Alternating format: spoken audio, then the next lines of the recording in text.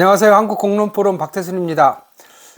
오늘 10강 공론장 운동의 의미 마지막 시간이네요. 조금 어려웠나요? 별로 평상시에 생각 안 해봤던 문제이기도 하죠.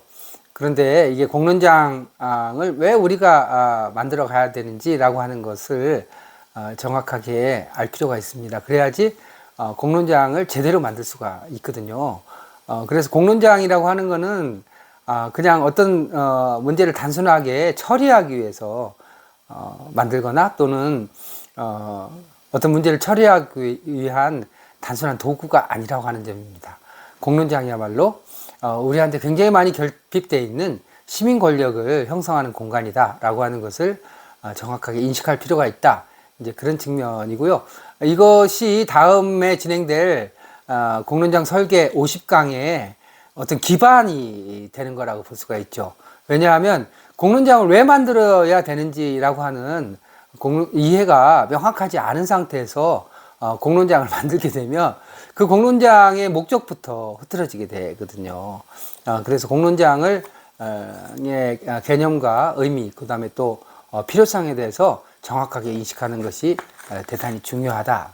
그렇게 생각하고, 그래서 이렇게 다소 낯설긴 하더라도 10강에 걸쳐가지고 공론장 운동의 의미에 대해서 말씀을 드리게 된 것입니다. 오늘은 지금까지 내용을 종합해서 정리해보는 시간을 갖도록 하겠습니다.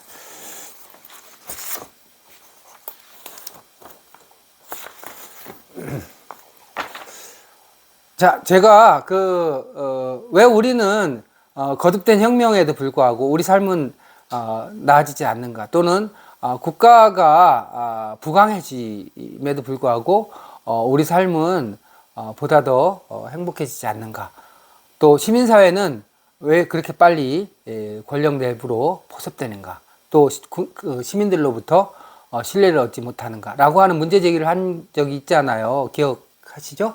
결국 시민이 권력으로부터 소외되어서는 삶이 개선될 수 없기 때문에 그렇습니다. 국가 권력에 요구하거나 저항하는 것만으로는 문제 해결에 한계가 있을 수밖에 없죠.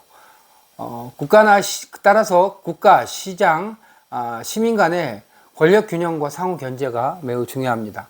국가도 필요하고 시장도 필요하죠. 그런가 하면 시민도 필요하죠.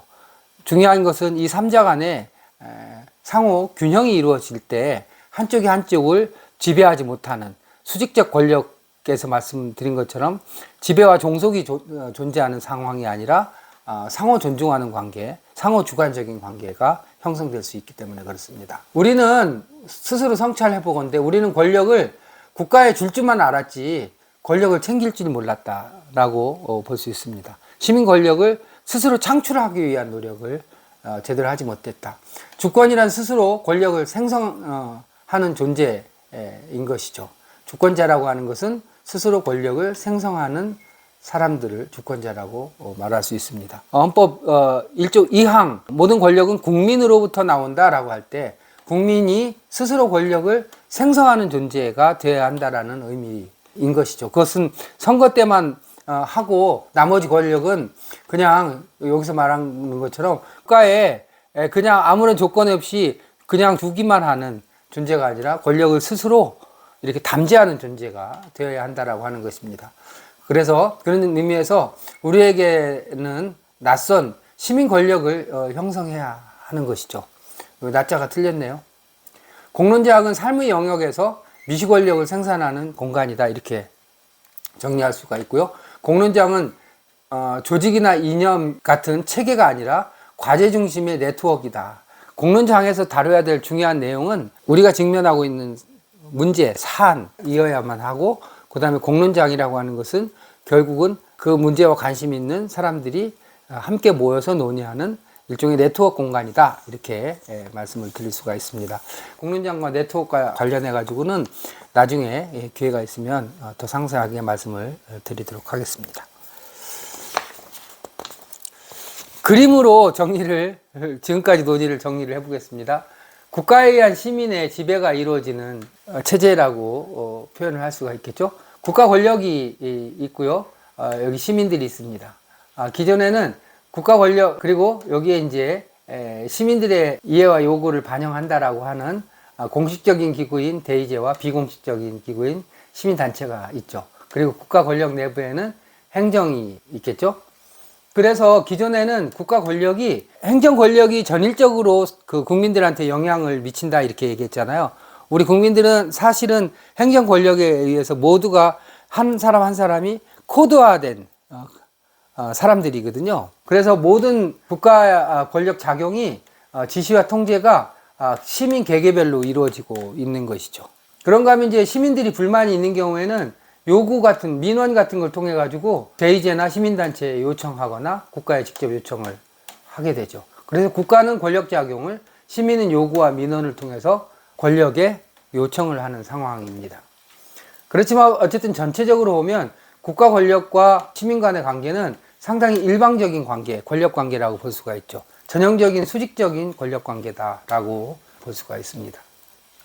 그러다가 이제 이 국가가 그 시민의 요구를 제대로 반영하지 못하고 독재화된다든지 하는 경우에는 시민들이 이렇게 개개별 시민들이 집합을 형성을 하게 되죠. 군중화되는 거죠. 군중화돼서 혁명을 일으키거나 또는 때에 따라서 선거를 통해서 권력을 교체하게 됩니다. 권력을 교체하는 경우에 이 국가 권력과 시민사회 권력 간의 권력의 재편이 일어나는 것이 아니라 지금까지는 국가 권력 A로부터 국가 권력 B로, 여기 B야 되는데 잘못 썼네요. 국가 권력 A로부터 국가 권력 B로 바뀌는 것 뿐이고, 역시 국가의 권력 작용, 개별 시민을 대상으로 하는 국가의 권력 작용은 여전히 계속되고, 시민들은 개별적으로 자신들의 요구를 민원이라든가 이런 걸 통해 가지고 국가에 전달하는 이런 상황이라고 볼 수가 있고요. 지금 이제 특이한 점은 이 대의제라든가 시민단체라든지 이런 것이 이게 사실은 시민의 영역에 더 많이 포함돼야 되는데 지금은 이게 국가기구의 일부처럼 돼 있어요. 이 얘기가 뭘 의미할까요? 상당히 많이 국가기구에 포획되어 있다라고 하는 것을 의미하는 겁니다. 물론 의회라고 하는 것은 시민사회의 영역이면서 국가 영역을 동시에 이렇게 겹쳐 있죠. 시민으로부터 나왔고 또 국가 권력을 또 감시 통제해야 되는, 행정 권력을 감시 통제해야 되는 부분도 있기 때문에 연접해 있어야 되는 것이 맞는데, 적어도 시민단체는 이게 국가기구 내에 포획되어 있으면 안 되죠. 시민사회 내에 있어야 되는데 지금 시민단체는 상당히 많은 정도 국가기구에 포획되어 있다, 이렇게 말씀드릴 수가 있고, 그런 점들을 표현한 것입니다. 자, 공론장을 통해서 권력 관계가 재구성이 돼야 됩니다. 그래서 국가 권력과 시민 권력은 상호 견제와 균형이 이루어져야 되죠. 우리가 국가기구 내에서 입법, 사법, 행정 간의 감시와 견제, 견제와 균형 이런 얘기 하잖아요.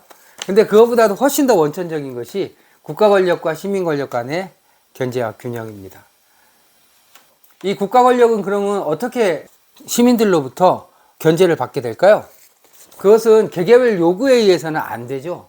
위에가 국가 권력이고 아래가 시민 권력이라면 이 시민사회 내에 다양한 공론장이 구성이 돼야 됩니다. 이 공론장이라고 하는 것은 앞서서 말씀드린 것처럼 이게 무슨 조직이라든가 이런 것이 아니고 사안을 중심으로 해서 이 사안과 관련된 이 색깔이 다른 것처럼 다양한 시민들이 모여서 논의 공간을 형성을 하죠. 그리고 시민단체도 여기에 포함이 돼야 되는 거죠. 그래서 이걸 이제 공론장 A라고 하면 또 사안 B에 따라서는 공론장 B가 만들어질 수 있죠. 그래서 여기서도 내용이 구성이 되고 시민의 뜻과 의지가 모이게 되죠. 공론장 C도 마찬가지고, 그렇게 해서 여기서 만들어진 내용을 제도화하기 위한 과정에서는 의회라든지 행정과 복잡한 관계를 형성하게 되죠. 그렇죠? 그래서 기량작용이 일어나게 됩니다. 어떤 면에서는 경쟁하고 어떤 면에서는 협력하는 복잡한 관계가 형성이 되죠. 이런 상황에서 일어난 논의를 담론이라고 얘기를 하고요. 국가 권력과 공론장에서 형성된 내용의 제도화 과정에서 발생하는 시민의 권리를 의사소통 권력이라고 표현하기도 합니다. 제가 한 상반기 공론장 이론에 보면 상세하게 나와 있습니다. 어쨌든 시민의 결집된 의지, 공론장을 통해서 시민의 결집된 의지를 제도화를 하고, 주로 이제 법을 통해서 제도화를 하겠죠. 제도화를 하는 과정을 통해서 국가 권력과 시민사회 권력 간의 기량적인 관계가 형성이 된다. 그런 과정에서 시민 권력이 이렇게 광범위하게 잠재력으로 형성이 되게 되는 거죠. 그리고 그 시민 권력이라고 하는 것은 누가 특정한 사람이 갖고 있는 것이 아니라 시민사회가 일을 할 수 있는, 또는 국가에 영향력을 행사할 수 있는 잠재력의 형태로 갖고 있는 것이고, 그것이 구체적으로 출현하는 것은 어떤 제도를, 시민이 원하는 제도를 국가에 실현하고자 하는 과정에서 그 권력이 드러나게 되죠. 의사소통 권력으로 드러나게 됩니다. 이렇게 함으로써 결국은 시민이 국가 권력에 종속되지 않고 시민이 스스로 자치력을 발휘할 수 있는 상태, 스스로 자율적으로 자기 통치가 가능한 상태가 우리가 원하는 상태이고 또 관계이다, 이렇게 말씀을 드릴 수가 있고요. 이런 국가 권력과 시민 권력 간의 상호 견제와 균형을 위해서 필수적인 것이 이 공론장이다, 이렇게 말씀을 드릴 수가 있겠습니다. 공론장에 대해서 쭉 말씀을 드렸는데 조금 이해가 가시나요? 더 구체적인 내용은 우리가 이제 11강부터 쭉 이어지는 공론장 설계 과정에 대해서 공부를 하면서 보다 더 상세한 내용은 말씀을 드리도록 하겠습니다. 도움이 되셨나요? 도움이 되셨으면 구독과 좋아요 부탁드립니다. 감사합니다.